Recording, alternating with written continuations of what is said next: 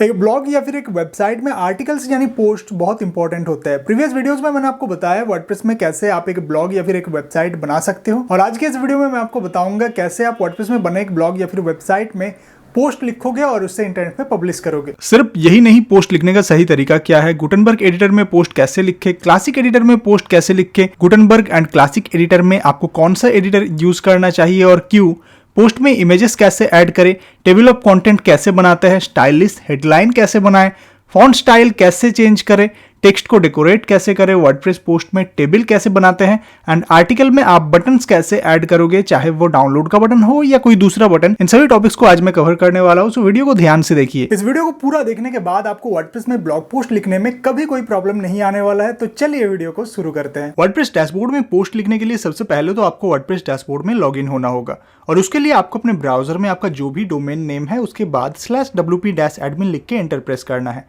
अभी आपको अपने यूजर नेम एंड पासवर्ड देना होगा जो आपने वर्डप्रेस इंस्टॉल करते टाइम सेट किया था।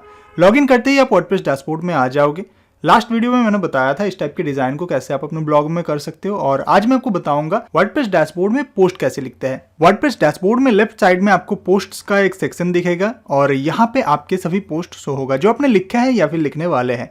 देखिए यहाँ पे जितने भी डेमो पोस्ट्स मैंने बनाए हैं वही आपको ब्लॉग में शो हो रहा है। पहली बार पोस्ट सेक्शन विजिट करने पे यहाँ आपको हेलो वर्ल्ड का एक डेमो पोस्ट शो करेगा जो हमने प्रीवियस वीडियो बनाते टाइम यहाँ पे डिलीट किया था। आपको भी हेलो वर्ल्ड के डेमो पोस्ट को डिलीट कर देना है, एंड यहाँ पे ऐड न्यू के बटन पे क्लिक करके आपको न्यू पोस्ट बनाना है। ये जो एडिटर अभी आप देख रहे हो ये गुटेनबर्ग एडिटर के नाम से जाना जाता है, और जैसे कि आप देख पा रहे हो ये एक ब्लॉक बेस्ड एडिटर है जो सबसे पहले इंट्रोड्यूस किया गया था वर्डप्रेस के वर्जन 5 में, और उससे पहले वर्डप्रेस में क्लासिक एडिटर का यूज होता था। आज के वीडियो में मैं आपको दोनों ही एडिटर का यूज दिखाऊंगा। चलिए सबसे पहले गुटेनबर्ग एडिटर का यूज सीखते हैं। जैसे कि मैंने आपको बताया गुटेनबर्ग एक ब्लॉक बेस्ड एडिटर है, तो यहाँ आपको ब्लॉक्स के अंदर अपना title, paragraph and media files को ऐड करना पड़ेगा। सबसे पहले आपको ऐड टाइटल का ये जो सेक्शन दिख रहा है यहाँ पे ब्लॉग पोस्ट का टाइटल देना होगा। जैसे कि मैं आज एक पोस्ट बनाने वाला हूँ ब्लॉगिंग के ऊपर, और मेरे ब्लॉग पोस्ट का टाइटल होगा व्हाट इज ब्लॉगिंग। पर टाइटल लिखने से पहले मैं चाहता हूं कि यहाँ पे आप URL को देखिए। जैसे ही मैं यहाँ टाइटल लिखूंगा वैसे ही यह URL चेंज हो जाएगा। तो चलिए अभी टाइटल लिखते हैं, और लिखने के बाद जैसे ही मैं यहाँ पे सेव ड्राफ्ट के बटन पे क्लिक करता हूँ तो आप देख सकते हो URL चेंज हो गया है। जब आप अपने ब्लॉग पोस्ट को इंटरनेट पे पब्लिश करोगे तो यही आपके ब्लॉग पोस्ट का लिंक होने वाला है, पर यहाँ URL को चेंज भी किया जा सकता है। अभी URL में आपको hindi.rajdeepmisra.com के बाद index.php और आज का डेट शो हो रहा है, उसके बाद आपको परमालिंक शो हो रहा है। यहाँ पे what-is-blogging जो है ये परमालिंक के नाम से जाना जाता है, और यहाँ पे क्लिक करके आप अपने हिसाब से परमालिंक को चेंज भी कर सकते हो। जो भी आप टाइटल लिखते हो वो बाय डिफॉल्ट आपका परमालिंक बन जाता है, पर SEO के पर्पज से भी बहुत बार हमें परमालिंक को चेंज करना पड़ता है। जैसे कि ब्लॉग का टाइटल है व्हाट इज ब्लॉगिंग, पर मैं चाहता हूं परमालिंक को चेंज करके व्हाट इज ब्लॉगिंग इन हिंदी या फिर ऑल अबाउट ब्लॉगिंग ऐसा करना, तो ये पॉसिबल है। दोस्तों मैं ये सब डिटेल्स में आपको इसीलिए बता रहा हूं ताकि बाद में जब मैं आपको एक SEO फ्रेंडली आर्टिकल लिखना सिखाऊंगा तो आपको समझने में और मुझे समझाने में बहुत आसानी होगा। SEO एक ब्लॉग के लिए बहुत ही इंपॉर्टेंट रोल प्ले करता है। अगर आप सही से SEO नहीं करते हो तो आपका ब्लॉग पोस्ट गूगल जैसे सर्च इंजन में रैंक नहीं होगा, और रैंक नहीं होगा तो आपके ब्लॉग पोस्ट में ज्यादा व्यूज भी नहीं आएंगे। URL को हम चेंज कर सकते हैं। अभी URL में आपको index.php और डेट शो हो रहा है जो दिखने में उतना ज्यादा प्रोफेशनल नहीं लग रहा है। तो URL को चेंज करने के लिए आपको वर्डप्रेस डैशबोर्ड में आना है। यहाँ सेटिंग्स के अंदर आपको परमालिंक्स का एक मेनू शो होगा। परमालिंक्स का स्ट्रक्चर अभी कस्टम सिलेक्टेड है। आपको यहाँ पोस्ट नेम सिलेक्ट करना है एंड सेव चेंजेस के बटन पे क्लिक करना है, और अभी अगर अपने पोस्ट को आप विजिट करोगे तो वहां पे आप देखोगे URL चेंज हो गया है। यहाँ पे visibility by default public selected है, इसको पब्लिक ही रहने देना है। पब्लिशिंग टाइम इमीडिएटली सिलेक्टेड है, यानी आपका पोस्ट लिखना कंप्लीट होने के बाद जैसे ही आप यहाँ पब्लिश बटन पे क्लिक करते हो तो वो इमीडिएटली इंटरनेट पे पब्लिश हो जाएगा। आप चाहो तो इसको किसी एक स्पेसिफिक डेट एंड टाइम पे शेड्यूल भी कर सकते हो। पोस्ट फॉर्मेट यहाँ पे चेंज किया जा सकता है। अगर आपके ब्लॉग में मल्टीपल राइटर्स काम करते हैं तो यहाँ ऑथर सेक्शन में आप किसी एक स्पेसिफिक ब्लॉग पोस्ट के लिए किसी एक स्पेसिफिक ऑथर को सिलेक्ट कर सकते हो। पोस्ट डिलीट करने के लिए यहाँ मूव टू ड्रेस का भी बटन दिया गया है। फिर यहाँ कैटेगरीज का सेक्शन है। ऐड न्यू कैटेगरी के बटन पे क्लिक करके आप बड़े ही आसानी से पोस्ट कैटेगरीज क्रिएट कर सकते हो। कैटेगरीज एंड टैग्स आपके ब्लॉग पोस्ट के SEO में भी हेल्प करता है। यहाँ पे फीचर्ड इमेज एंड बाकी जो भी ऑप्शंस है इनके बारे में मैं कुछ देर बाद डिस्कस करता हूँ।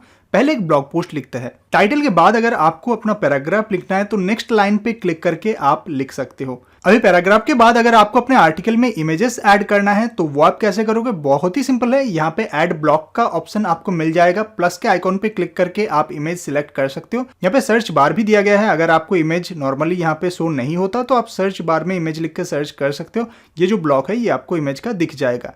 और एक चीज आप कर सकते हो, यहाँ नेक्स्ट लाइन पे आपको आना है। देखिए यहाँ पे लिखा हुआ है type slash to choose a block. Keyboard में स्लैश बटन प्रेस करते ही यहाँ पे आपको इमेज सिलेक्ट करने का ऑप्शन शो हो जाएगा। इमेज का ये ब्लॉक लेने के बाद आपको इमेज को अपलोड भी यहाँ पे करना पड़ेगा। और कॉपीराइट फ्री इमेज कहाँ मिलेगा pixabay.com में। यहाँ पे मैं ब्लॉगिंग लिख के सर्च करता हूँ और एक इमेज को डाउनलोड करता हूँ। इमेज डाउनलोड होने के बाद आपको ब्लॉग पोस्ट के इमेज ब्लॉक में आना है और इमेज को यहाँ पे अपलोड कर देना है। इमेज का साइज को कम करने के लिए इमेज को आप वेब इमेज में कन्वर्ट कर सकते हो, जिसको WEBP भी कहा जाता है, या फिर किसी कंप्रेसर का यूज करके इमेज के साइज को रिड्यूस भी कर सकते हो। आपको एक चीज को ध्यान में रखना है, आप जितने भी मीडिया फाइल्स यहाँ पे अपने ब्लॉग पोस्ट में ऐड करोगे उतना ही आपका ब्लॉग पोस्ट का साइज बढ़ेगा और लोड होने में भी ज्यादा टाइम लेगा। सो इमेज ऐड हो गया है। इमेज सिलेक्ट होते ही इमेज रिलेटेड कुछ ऑप्शंस भी आपको यहाँ पे दिखेगा। अलाइन फीचर का यूज करके आप इमेज को लेफ्ट या राइट या फिर सेंटर में अलाइन कर सकते हो। इंसर्ट लिंक पे क्लिक करके आप इमेज में लिंक ऐड कर सकते हो। इमेज को क्रॉप कर सकते हो। इमेज के ऊपर कुछ लिखना हो तो इस फीचर का यूज कर सकते हो आप। इमेज को किसी दूसरे इमेज के साथ रिप्लेस भी यहाँ पे किया जा सकता है। इमेज सिलेक्ट करने पे इमेज रिलेटेड कुछ और फीचर्स आपको यहाँ पे शो होगा। इनके ऊपर क्लिक करके आप इमेज के व्यू को चेंज कर सकते हो। इमेज को चाहो तो आप राउंड शेप का बना सकते हो। इमेज का साइज भी आप अपने हिसाब से चेंज कर सकते हो। अगर आपको स्मॉल साइज का इमेज अपने ब्लॉग पोस्ट में यूज करना है तो आप साइज को यहाँ पे चेंज करके अलाइनमेंट सेट करके ब्लॉग में स्मॉलर साइज के इमेज को भी यूज कर सकते हो। सो इमेज के बाद मैं कुछ और पैराग्राफ्स ऐड करता हूँ। इमेज के नीचे आपको क्लिक करना है और अपने पैराग्राफ्स यहाँ पे लिखना शुरू कर देना है। मैं नहीं चाहता वीडियो का ड्यूरेशन ज्यादा लंबा हो, इसलिए मैं यहाँ पे पेस्ट कर रहा हूँ। अभी हम एक H2 सब हेडिंग बनाएंगे। ब्लॉग टाइटल जो है वो हमारा मेन हेडिंग है, जिसको H1 भी कहा जाता है, और टाइटल के अंदर सभी सब हेडिंग्स H2 कहलाते हैं। हेडिंग लेने के लिए आपको वही स्लैश टाइप करना है और हेडिंग सिलेक्ट करना है। बाय डिफॉल्ट यहाँ H2 फॉर्मेट में ही आएगा, बिकॉज ब्लॉग टाइटल हमारा H1 हेडिंग है। SEO फ्रेंडली आर्टिकल लिखने के लिए आपको हेडिंग के इस पैटर्न को फॉलो करना पड़ेगा। H1 के अंदर H2, H2 के अंदर H3 एंड H3 के अंदर H4 एंड सो ऑन। ऐसा क्यों जरूरी है आप समझ जाओगे जब मैं आपको टेबल ऑफ कंटेंट बनाना सिखाऊंगा, जो आप इसी वीडियो में आगे सीखोगे। सो यहाँ पे मैं हेडिंग लिखता हूँ एंड हेडिंग के नीचे पैराग्राफ। अभी मैं चाहता हूँ यहाँ पे मेरा एक वीडियो ट्यूटोरियल आए जो ऑलरेडी मैंने यूट्यूब पे अपलोड करके रखे हैं। उसके लिए क्या करना होगा, आपको प्लस आइकॉन पे क्लिक करना है, यूट्यूब लिख के सर्च करना है एंड यूट्यूब नाम के एक ब्लॉग को यहाँ पे ऐड करना है। यहाँ पे आपके वीडियो का लिंक पेस्ट करना है और फिर एम्बेडेड बटन पे क्लिक करते ही यूट्यूब का वीडियो आपके ब्लॉग पोस्ट में ऐड हो जाएगा। प्रीव्यू करके आप देख सकते हो वीडियो ब्लॉग पोस्ट में कैसा दिख रहा है। अभी तक मैंने यहाँ पे जो कुछ भी काम किया है उसका प्रीव्यू अगर मुझे देखना है तो यहाँ प्रीव्यू का बटन है, मैं देख सकता हूँ। प्रीव्यू का फायदा यही है कि आप बिना ब्लॉग पोस्ट को इंटरनेट पे पब्लिश करे देख सकते हो वो आपके व्यूअर्स को पब्लिश करने के बाद कैसा दिखेगा। चलिए वीडियो के नीचे मैं एक और हेडिंग ऐड करता हूँ और हेडिंग के नीचे पैराग्राफ्स। एसीओ में इंटरनल एंड एक्सटर्नल लिंकिंग बहुत इंपॉर्टेंट होता है। आपको इनबाउंड एंड आउटबाउंड लिंक्स बनाने पड़ते हैं। इनके बारे में हम बाद में डिटेल्स में जानेंगे जब मैं आपको एक एसीओ फ्रेंडली आर्टिकल कैसे लिखना है सिखाऊंगा। पर अभी हम जान लेते हैं इंटरनल या फिर एक्सटर्नल लिंकिंग करते कैसे हैं। यहाँ पे एक वर्ड है ब्लॉग, इसमें मुझे एक लिंक ऐड करना है। अभी अगर मुझे इंटरनल लिंकिंग करना है तो मुझे अपने ही ब्लॉग के किसी एक पेज या पोस्ट के लिंक को यहाँ पे ऐड करना पड़ेगा। और अगर मुझे एक्सटर्नल लिंकिंग करना है तो मैं यहाँ पे विकिपीडिया या किसी दूसरे वेबसाइट के किसी एक पेज या पोस्ट के लिंक को यहाँ पे ऐड कर सकता हूँ। तो यहाँ पे मैं एक लिंक को पेस्ट करता हूँ, एंटर पे क्लिक करता हूँ एंड दैट्स इट। इतना ही सिंपल है, बट ये बहुत ही इफेक्टिव रोल प्ले करता है आपके एसीओ में। अभी प्रीव्यू करके देख लेते हैं जो हमने लिंक ऐड किया है वो सही से काम कर रहा है या नहीं। एंड यस, यहाँ पे आप देख सकते हो लिंक हमारा सही से काम कर रहा है। मैं यहाँ पे ब्लॉग पोस्ट को कंप्लीट कर लेता हूँ एंड यहाँ पे आप देख सकते हो H2 हेडिंग के अंदर मैंने H3 हेडिंग बनाया है एंड H3 के अंदर H4 हेडिंग और हेडिंग्स के अंदर पैराग्राफ। यहाँ पे आई बटन पे क्लिक करके आप अपने ब्लॉग पोस्ट के डिटेल्स को चेक कर सकते हो, जैसे कि आर्टिकल में टोटल वर्ड कितना है, पूरा ब्लॉग को पढ़ने में कितना टाइम लग सकता है और भी बाकी इन्फॉर्मेशन। यहाँ पे आउटलाइन में जैसा शो कर रहा है वैसा ही टेबल ऑफ कंटेंट में भी दिखेगा और इसका फायदा यही है कि रीडर्स किसी एक स्पेसिफिक पॉइंट पे क्लिक करके उस टॉपिक में जा सकते हैं और टेबल ऑफ कंटेंट एसीओ में भी हेल्प करता है। चलिए फिर सीख लेते हैं टेबल ऑफ कंटेंट्स कैसे बनाते हैं। इसके लिए आपको पहले तो वर्डप्रेस डैशबोर्ड में जाना है। यहाँ पे प्लगइन्स के अंदर ऐड न्यू के बटन पे क्लिक करना है और फिर टेबल ऑफ कंटेंट लिख के यहाँ पे सर्च करना है। टेबल ऑफ कंटेंट बनाने के काफी सारे प्लगइन्स आपको दिखेगा। मैं यहाँ पे इजी टेबल ऑफ कंटेंट्स नाम के इस प्लगइन को इंस्टॉल एंड एक्टिवेट करता हूँ। प्लगइन एक्टिवेट होने के बाद आपको प्लगइन के सेटिंग में जाना है। जहाँ पे आप देख सकते हो वर्डप्रेस डैशबोर्ड के सेटिंग्स के अंदर टेबल ऑफ कंटेंट्स का एक ऑप्शन आपको दिखेगा। यहाँ पे जैसे ही आप आओगे तो टेबल ऑफ कंटेंट्स का डिफॉल्ट जो सेटिंग है वो आपको यहाँ पे शो करेगा एंड यहाँ पे आप सेटिंग्स को अपने हिसाब से चेंज भी कर सकते हो। जैसे यहाँ पे बाय डिफॉल्ट शो हो रहा है व्हेन 2 और मोर हेडिंग्स आर प्रेजेंट, इसको मैं 3 कर देता हूँ। टेबल ऑफ कंटेंट के हेडर लेवल को भी आप यहाँ पे चेंज कर सकते हो। यह टॉगल व्यू एनेबल्ड है और इनिशियल व्यू में हम टेबल ऑफ कंटेंट को हाइड कर देते हैं। कंटेनर में मैं न्यूमेरिक सिलेक्ट करूंगा। कस्टम थीम सिलेक्शन में टेबल ऑफ कंटेंट के कलर को आप अपने ब्लॉग के कलर के साथ मैच भी कर सकते हो एंड देन आपको सेव चेंजेस पे क्लिक करना है एंड अभी आपके सभी ब्लॉग पोस्ट एंड पेजेस में टेबल ऑफ कंटेंट ऐड हो गया है। एक और इंपॉर्टेंट चीज है बटन। लगभग सभी ब्लॉग पोस्ट में आपको बटन्स देखने को मिल जाता है। आप अपने ब्लॉग पोस्ट में डाउनलोड बटन ऐड कर सकते हो या फिर किसी भी टाइप के लिंक को बटन में ऐड किया जा सकता है। देखिए बटन का जो काम है वो आप किसी एक टेक्स्ट के ऊपर लिंक ऐड करके भी कर सकते हो, पर फिर भी बटन इंपॉर्टेंट है क्योंकि एक टेक्स्ट पे लिंक ऐड करने से वो उतना प्रोफेशनल नहीं लगता है जितना कि एक बटन देखने में लगता है। और अगर ब्लॉग पोस्ट में एक बटन है तो व्यूअर्स को आसानी से पता चल जाता है कि उसको उस बटन पे क्लिक करना है। वहीं पे टेक्स्ट में लिंक ऐड करने से टेक्स्ट का कलर तो चेंज हो जाता है पर व्यूअर्स को कई बार ये पता नहीं चल पाता है कि उसे उस लिंक पे क्लिक करना है। तो बटन कैसे बनाते हैं? बहुत ही सिंपल है और इसके लिए कोई भी प्लगइन आपको इंस्टॉल करना नहीं पड़ेगा अगर आप गुटेनबर्ग एडिटर का यूज कर रहे हो तो, क्योंकि यहाँ पे ब्लॉक्स के अंदर आपको बटन का एक ब्लॉक मिल जाता है। बटन के ब्लॉक को ऐड करने के बाद आपको बटन के ऊपर टेक्स्ट लिखना है एंड देन आपको बटन में एक लिंक ऐड करना है। इसके लिए आपको बटन को सिलेक्ट करना है एंड यहाँ पे ऐड लिंक का ऑप्शन आपको मिल जाएगा। इसके ऊपर क्लिक करके आपको लिंक को पेस्ट करना है एंड एंटर पे क्लिक करना है। सो बेसिक सा दिखने वाला एक बटन हमारा रेडी हो गया है, पर बटन को कस्टमाइज करना है हमें। उससे पहले प्रीव्यू करके देख लेते हैं बटन हमारा कैसा दिख रहा है। सो एक बेसिक सा बटन हमारा रेडी हो गया है जो ब्लॉग में अभी कुछ इस टाइप का दिख रहा है, आप देख सकते हो। अभी हम बटन को कस्टमाइज करेंगे। यहाँ देखिए टेक्स्ट के ऊपर जो लिंक है उस पर क्लिक करने पे भी पोस्ट ओपन हो रहा है एंड बटन के ऊपर क्लिक करने पे भी पेज ओपन हो रहा है। दोनों में से यहाँ पे आप देख सकते हो बटन जो हमारा है वो देखने में थोड़ा अच्छा लग रहा है और इजीली व्यूअर्स को दिख भी जाता है। अभी बटन को कस्टमाइज करने के लिए आपको बटन को सिलेक्ट करना है। सिलेक्ट करते ही बटन रिलेटेड ऑप्शंस आपको यहाँ पे दिख जाएंगे। आप बटन के विड्थ को चेंज कर सकते हो। बटन के टेक्स्ट एंड बैकग्राउंड कलर को भी यहाँ पे चेंज किया जा सकता है।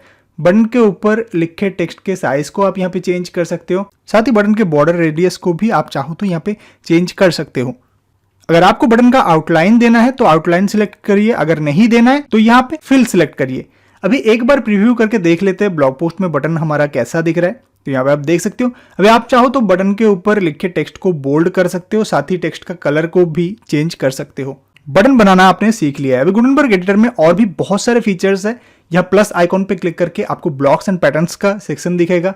आप कोड्स ऐड कर सकते हो। अगर क्लासिक एडिटर का यूज करना चाहते हो तो यहाँ पे क्लासिक एडिटर यूज करने का ब्लॉक भी आपको मिल जाता है। क्लासिक एडिटर का इंटरफेस बिल्कुल उसी टाइप का है जैसा आप वर्डपैड या फिर माइक्रोसॉफ्ट वर्ड या फिर गूगल डॉक में देखते हो। क्लासिक एडिटर का प्लगइन भी आता है जिसको इंस्टॉल करके आप अपने गुटेनबर्ग एडिटर को क्लासिक एडिटर में कन्वर्ट कर सकते हो। यहाँ टेबल बनाना भी बहुत ही सिंपल है। आपको टेबल ब्लॉक को ऐड करना होता है, फिर रो एंड कॉलम आपको यहाँ पे देना होता है एंड फिर आपका टेबल रेडी हो जाता है। गैलरी ब्लॉक का यूज करके आप मल्टीपल इमेजेस को एक साथ शो करवा सकते हो। ऑडियो ब्लॉक को ऐड करके आप पॉडकास्ट यहाँ पे ऐड कर सकते हो। मीडिया एंड टेक्स्ट का भी ब्लॉक है। वीडियो ब्लॉक को यूज करके आप मीडिया में किसी वीडियो फाइल को अपलोड करके यहाँ पे शो करवा सकते हो। इसके लिए आपको अपने वीडियो को यूट्यूब जैसे प्लेटफॉर्म पे अपलोड करने का कोई जरूरत नहीं पड़ेगा। यहाँ पे आप देख सकते हो फाइल नाम का भी एक ब्लॉक है जिसका यूज करके आप डाउनलोडेबल फाइल्स अपने यूजर्स के लिए प्रोवाइड कर सकते हो। सोशल शेयर का ऑप्शन आपको यहाँ पे मिल जाता है। अलग अलग सोशल साइट से किसी पोस्ट या वीडियो का लिंक भी आप अपने साइट में एम्बेड कर सकते हो। और भी बहुत सारे फीचर्स यहाँ पे दिए गए हैं। इतने सारे फीचर्स के साथ आने वाले गुटेनबर्ग एडिटर को मैं क्लासिक एडिटर से ज्यादा प्रेफर करता हूँ। अभी अगर आपको ब्लॉग पोस्ट के फॉन्ट स्टाइल एंड कलर को चेंज करना है तो वो बहुत ही ईजी है। गुटेनबर्ग एडिटर में ही आप कर सकते हो। इसके लिए कोई प्लगइन भी जरूरत नहीं पड़ेगा। आपको क्लासिक एडिटर का जो ब्लॉक है उसके अंदर आप किसी भी टेक्स्ट को लिख के उसका कलर यहाँ पे चेंज कर सकते हो। स्टाइलिश हेडलाइन बनाने के लिए आप शॉर्ट कोड्स अल्टीमेट नाम के प्लगइन को यूज कर सकते हो। साथ ही और भी बहुत सारे प्लगइन्स आते हैं स्टाइलिश हेडलाइन बनाने के लिए। शॉर्ट कोड अल्टीमेट्स में आपको स्टाइलिश हेडलाइन के साथ साथ और भी एक्स्ट्रा फीचर्स मिल जाते हैं। पोस्ट लिखना कंप्लीट होने के बाद आपको फीचर्ड इमेज अपलोड करना है। किसी भी इमेज एडिटर का यूज करके आप फीचर्ड इमेज बना सकते हो एंड देन आपको ब्लॉग पोस्ट को इंटरनेट पे पब्लिश कर देना है। ब्लॉग पोस्ट कैसा दिख रहा है आप चेक कर सकते हो। एक अच्छा ब्लॉग पोस्ट लिखने के लिए जो कुछ भी आपको जानना ज़रूरी था मैंने आपको बता दिया है। अभी बस आपको प्रैक्टिस करना है, और प्रैक्टिस करते टाइम अगर कुछ भी आपको प्रॉब्लम आता है या कोई भी क्वेश्चन आप मुझसे पूछना चाहते हो तो आप इस वीडियो के नीचे कमेंट करके मुझसे पूछ सकते हो, या फिर डायरेक्टली मेरे सोशल साइट पे मुझे मैसेज कर सकते हो। मैं रिप्लाई ज़रूर करूँगा। मैं फिर आपसे मिलूंगा नेक्स्ट वीडियो में। Thank you for watching this video.